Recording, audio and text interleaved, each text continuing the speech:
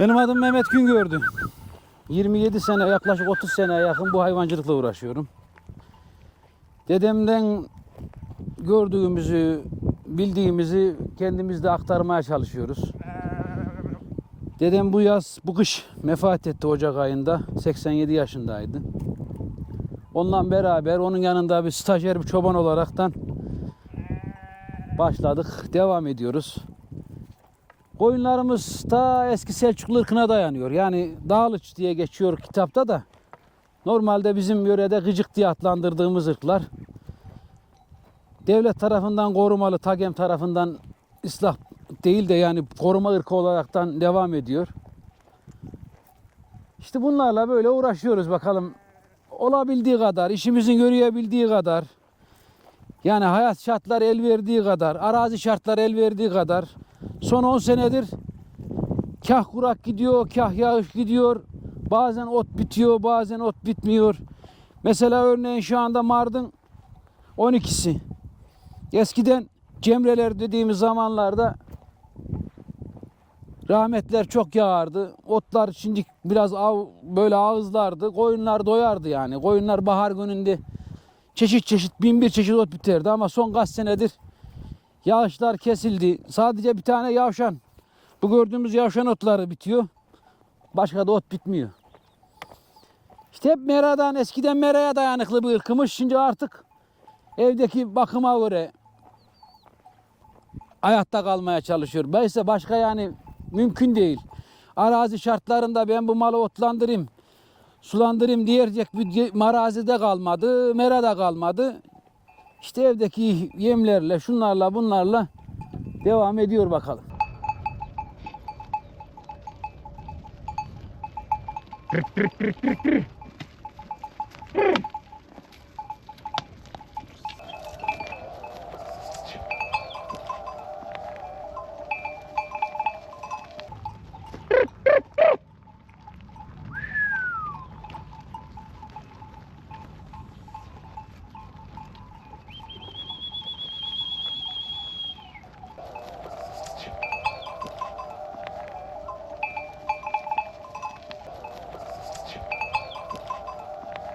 Devam ettiği sürece hayvancılık yani insan yardımına dayalı. Mesela bu küçükbaş hayvancılık hele aile yardımı olmadı mı yapılmayacak bir hayvancılık değil. Yani aile yardımı olacak ki aile yardımıyla beraber yapacaksın. Başka şekilde bir insan çoban tutmayla şundan bunu tamam çoban tutarsın. Çoban sürüyü alır gider ama evde işte kuzusu var, kuzusunun yemi var, samanı var. Efendim altını süpüreceksin, kuzuyu yemleyeceksin, kuzuyu gerekirse çıkartacaksın. Her türlü işleri var. Bitmez ki. İşte ailen oldu mu tamam bu iş yürür. Mesela bizim köyde benim çocukluğumda yaklaşık daha 50-60 sürü olurdu yani. Kuzu, koyun hepsi böyle herkesin önünde 5-600 koyun. Bu insanların çoğu sattı. Kimisi ihtiyarlıktan sattı. Çünkü gelecek nesil buna heves etmiyor. Neden heves etmiyor? Çünkü gelecek nesil diyor ki ya diyor ben diyor bunu diyor yaptığımda diyor devlet diyor bana bir imkan sağlamıyor. Ne gibi imkan sağlamıyor? Mesela devlet dese ki arkadaş Avrupa'da olduğu bazı ülkelerde olduğu gibi bu küçük işletmesi yapan işletmelerden her aileden bir çobanın bir tanesini deseler ki efendim bunun da bağkurunu, çiftçi bağkurunu biz karşılayalım. Bunun da sağlık sigortasını biz karşılayalım da bu hayvancılık devam etsin demiyor. Bu kişilerde bu şekil olduğu için sigortası yok. Efendim belirli bir zamanı dinlenmesi yok, gezmesi yok, tozması yok. Bir de en büyük sıkıntı bir de yeni yetişen nesil şey olmuyor. Evlenemiyor, avrat bulamıyor. Onun için hayvancılık bitme noktasına geldi. Yani şu anda köyde bakıyorum birkaç kişide az bir kişi de kaldı koyunculuk. O da işte olabildiği şartlarla idare ediyor. Ondan sonra birkaç sene sonra işte ihtiyar nesilde tükendikten sonra hayvancılık bitme noktasına gelir. Allah sonumuzu hayır eylesin. Devletimiz tamam kaç seneden önceki benim aklım erdiği çocukluk yıllarımdan beri destek vermiyordu. 2007-2006 yıllarında hayvanların kulaklarına küpe takmaya başladılar. İşte bazı birliklere üye yaptılar. İşte bazı o küpeler üzerinden destek veriyor.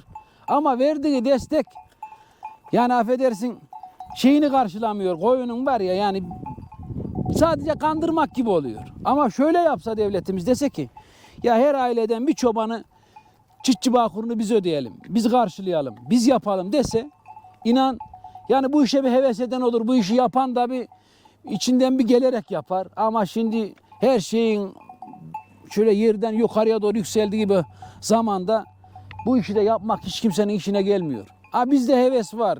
Belli bir zaman yaşımızda ilerlemiş. Bu şekilde devam edip gideceğiz. Allah nasip ömrümüz el verdiği sürece bakalım sonumuzu Mevlam ne yapar.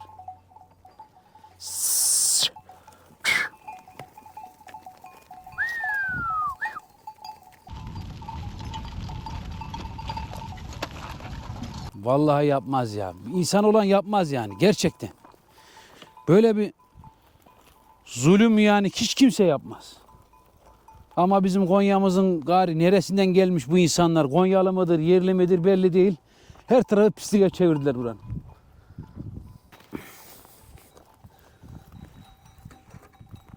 Bunda kuzu yok. Bu kısır. Tüyünü parlatmış. Bunları kontrol ediyorum ki akşam bazen kalabalıkta koyun tek kuzu çıkıyor. Bunun mu değil mi kontrol ediyorum ama bu kısır.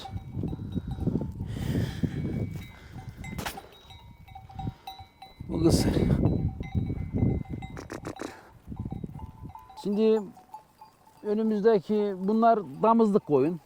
Burada şu anda 400-415'e yakın bir damızlık koyun var geçilerle beraber. İşte doğumların hemen hemen hem yarısı çoğu bitti yani. Son bir 15-20 tane bir geçiyle bir 8-10-50 kadar bir koyun kaldı. Hemen hemen yarısı çoğu bitti. Onun için burada bu kadar koyun var. İşte geçen sene damızlığa bıraktığımızda 100 kadar da bir toklu var. Toplamda 600 yakın bir malımız var. Ha bu dedemin zamanında daha bir çokmuş. Dedemin dedesinin zamanında daha bir çokmuş. Şöyle adamlarda yem verme imkanı yokmuş. Efendim saman yokmuş. Vesait yokmuş. Hiçbir şey yokmuş. Bu insanlar dağda merayla geçinirmiş. Bu insanların koç katım zamanı 29 Ekim olurmuş. Koyunlarının doğum zamanı Mart'ın 20'sine falan tekabül ediyor herhalde. O zamana tekabül ediyor. O zaman doğum yaparlarmış ki çünkü hayvanlar meradan geçindikleri için o zamanlarda tabi rahmet bol yağarmış, kar bol yağarmış. O çok olurmuş ki o hayvanlar meradan doysun bir an önce. Ama şimdi öyle değil. Her şey sanayileşti. Her şey modernleşti. Biz koçu, kuzuyu Şubat'ın 20'sinde almaya başlıyoruz. O insanlar daha 29 Ekim'de kattıklarında Nisan ayına tekabül ediyor. Ta aldıkları, koç aldıkları zaman. Hemen hemen. O zamanlar 1000, 2000'e yakın malları varmış. 5-6 tane çoban varmış. Yani bir zaman fakirlik varmış da öyle malcılık yapan varmış. Şimdi öyle değil. Şimdi önünde 200 malın da olsa yani adam kışı nasıl geçireceğim diye elini ufalıyor. Yem bahalanmış, saman bahalanmış, her şey almış başını gitmiş. Yani şurada bir tane hayvan satsan, şurada 8-10 tane hayvan satsan koyunun 10-15 günlük yemini karşılamıyorsun. Yani her şey ileri geride göründüğü gibi değil. Çünkü meralar kalmadığı için mera bak her taraf meranın her tarafı ev olmuş. Meralar bitmiş.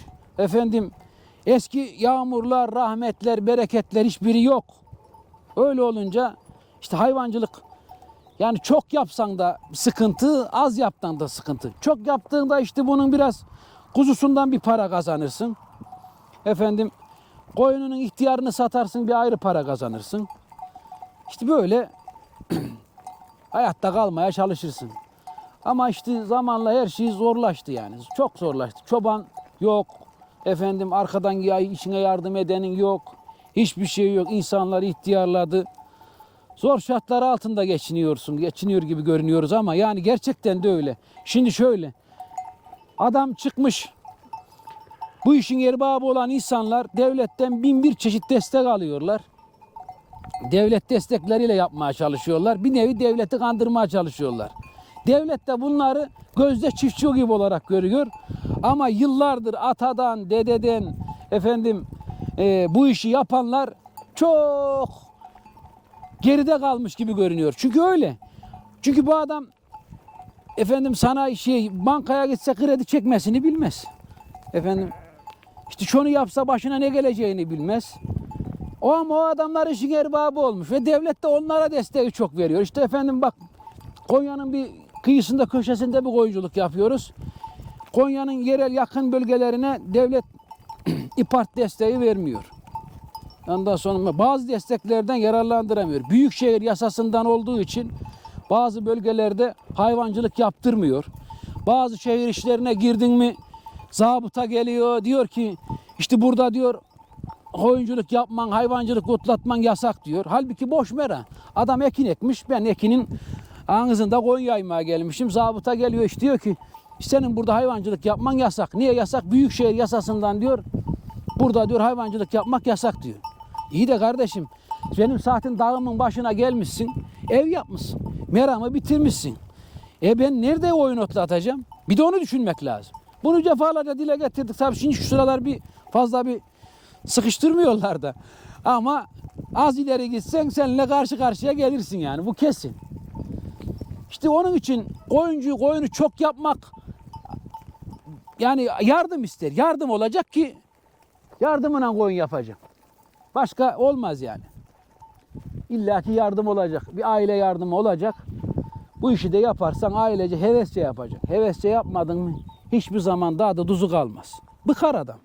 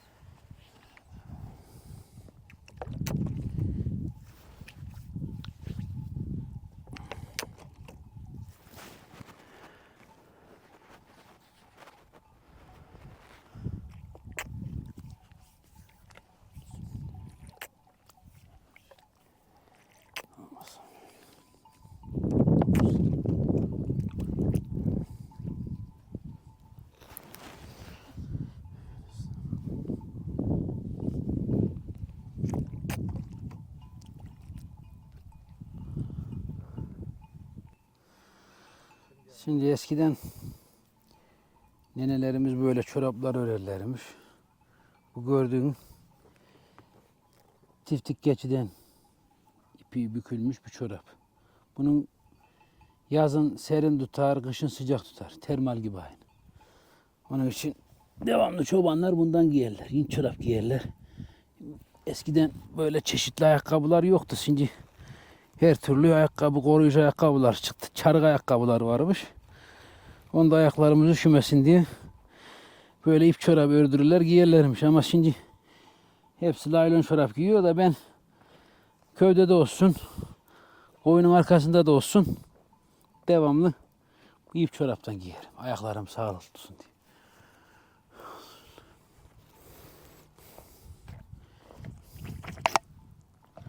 Hır. Şş. Çuş. Çuş. Çuş. Gel buraya. Kör kız. Şimdi bunları ben 1-2 saat dolaştıracağım. Sabahleyin yemlerini yediler. Kuzularını emzirdiler. 2 saat bir dolaştıracağım, böyle saat 4'te falan geri gideceğim. Bir daha yem yiyecekler. Kuzularını bir daha emzirecekler. Ondan sonra istirahatimize bakacağız. Önümüzde Ramazan, fazla da susamayalım, yorulmayalım. Ramazan'ı inşallah böyle geçirelim. Bir de Rabbim rahmetini verirse daha güzel olacak.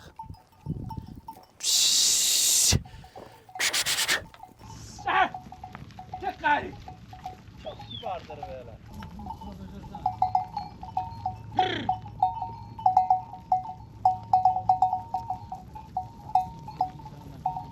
Mesela şimdi bak, biz son Cemre'deyiz. Bu Orta Cemre'de 1950 yıllarında bir kar yağmış bizim burada Ağıl'da. O zamanlar saman yokmuş, yem yokmuş. Dedemin anlattığını söylüyorum ben. Tam 1000 tane koyundan 5-6 tane koyun kalmış bakımsızlıkta. Hepsi ölmüş. Yani bir hafta bir kar yağmış, 1 metre koyun evden dışarı çıkmamış. Koyunlar böyle yani açlıktan ölmüşler. Düşünebiliyor musunuz? Yani eski insanların yaşadığı hayat şartları gerçekten çok zor. Şimdi biz yaşıyoruz, görüyoruz da.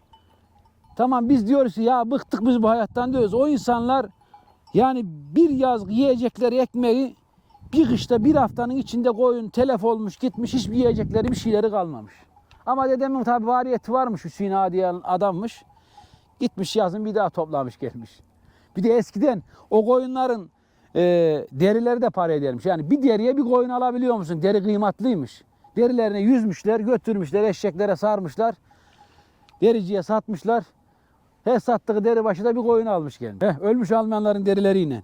Ya o zaman deri de kıymetliymiş. Çünkü çarık yaparlarmış. Bütün deriler, her şeyler giydiğimiz, kullandığımız bütün eşyalar koyunun derisiyle imalı yapılırmış. Onun için deri kıymetliymiş. Adam o zaman zarar etmemiş ama şimdi derinin yüzüne de bakan yok. Yünün yüzüne de bakan yok. Ha bunun her şeysi parada işte. Zamanla kıymetsiz kaldı. Psss. Psss. Psss.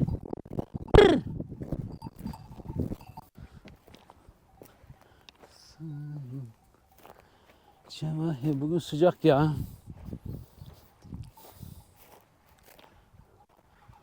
Bugün çok sıcak.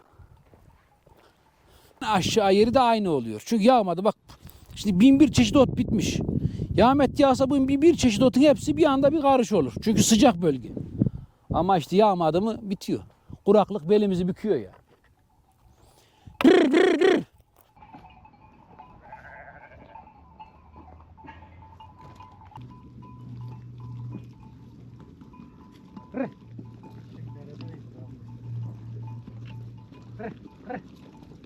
Şimdi eşeğin vaklı var. Ağıldan çıktın da gidebildin son noktaya kadar iyi geliyor. Ondan sonra oradan bu yana döndün mü var ya. Benim sırtıma binecek diye hiç yakalanmadan geri geliyor. Buradan o gideceğin noktaya kadar tutulur. Sıkıntı yok. Ama oradan ağıla doğru dönüşe geçti mi bir daha katliyen tutulmaz.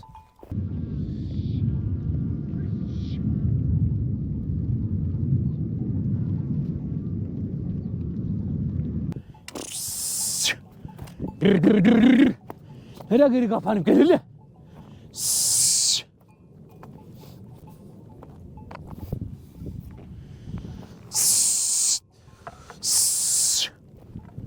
Ay! Sabah ezanı kalkıyor. Namazını kılıyor. Küçük davarlardan başlıyorsun yemlemeye.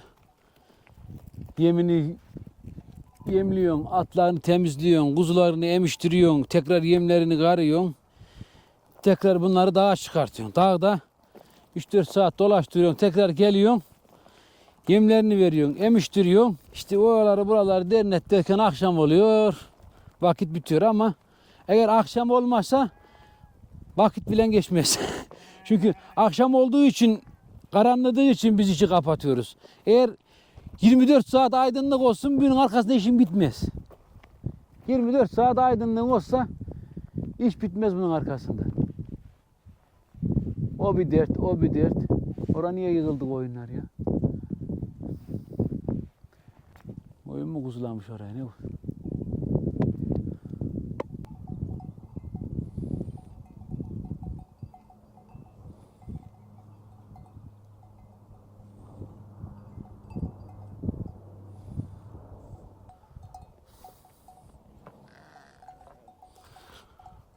Ramazan'ı 11 ay tut. Açlık hissin duyulmaz de. Lakin susuzluk insanı bitiriyor. Hele ikindinden sonra var aynı içinde gaz yağı tükenmiş kandil gibi oluyor insan. Böyle bitmeye çalışıyor. Çünkü neden? Allah açlık değil, susuzluk başka bir şey değil. Bir de bu işin meşakkatli iş bak. His. Sür, kovala, git, çevir. Belli bir zaman sonra ikindi ezanı okunduktan sonra var ya aynı şişede kancası bitmiş kandile dönüyor insan. Körsüp gidiyor.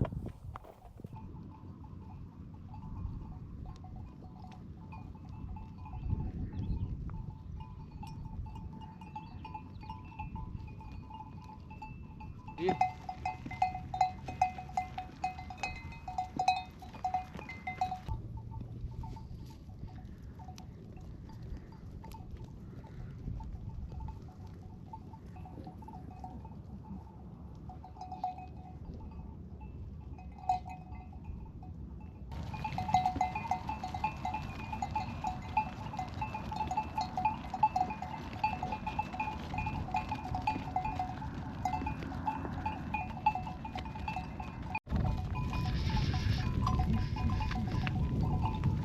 yabancı adam geldi mi huçuklanır. Şuş dur lan. Gidersin. Bu benim tam 30 senelik emektarım bu benim. Bunlarla çok anımız oldu. Benim eşeğim azığımı taşıdı, suyumu taşıdı. Yeri geldi ben yoruldum bindirdi. Ben çobancılığa başladığımdan beri bu eşeğe taşıyorum. Tam 31 yaşında, 32 yaşına girecek. Tüss! Nere?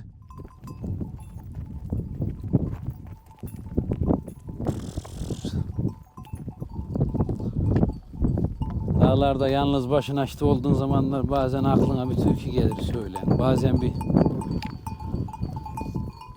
bilirsen bir sure oku. İşte çobancılığın arka çobancılıkta vakit geçirmek için bir bahaneler uydurun ya.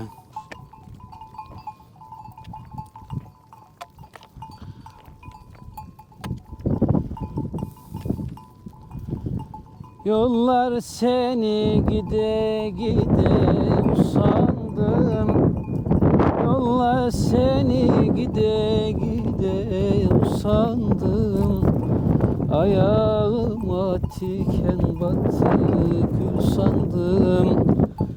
Diyor yürüde sarımın kızı. Ben de seni bir mefalı yar sandım. Ben de seni bir mefalı yar sandım. Digitelin kızı senden yar olmaz. Diyor de zalımın kızı. Diyor de zalımın kızı. Esti acı Poyraz ayırdı bizi.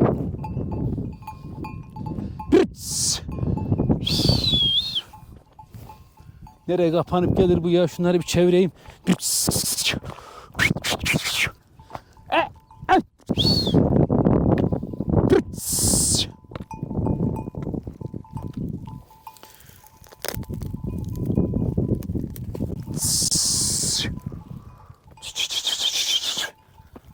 Bahar günü böyle bir sert yayılmaz.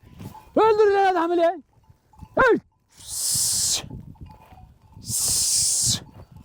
Hani daha da ne zaman bitti de koşup duruyor.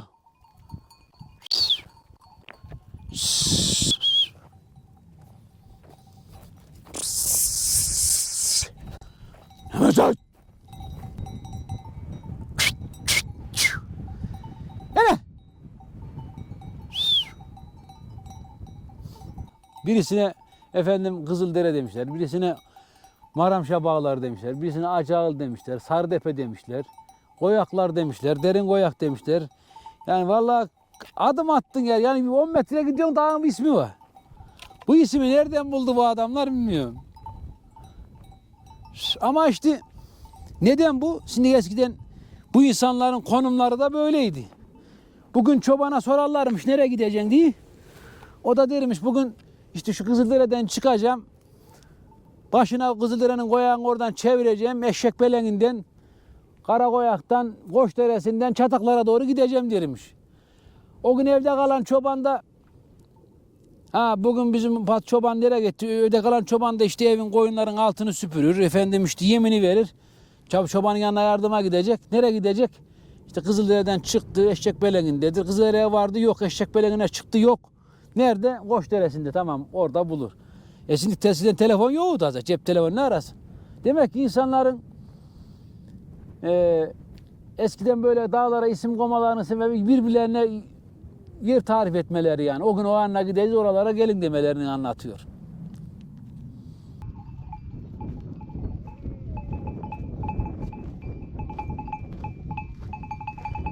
Çaraş yapmışlar. O çaraşa su biriktirmiş.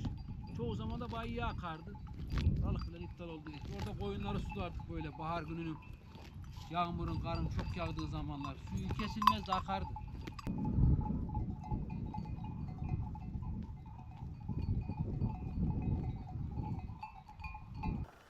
İşte bahar günlerinde böyle gözün sürekli sürünün üstünde olması lazım. Neden?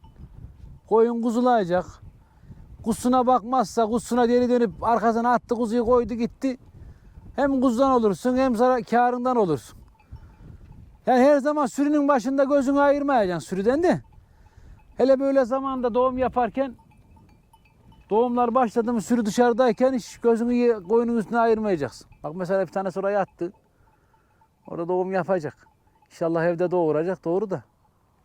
Bizim yaşımıza yük olmaz.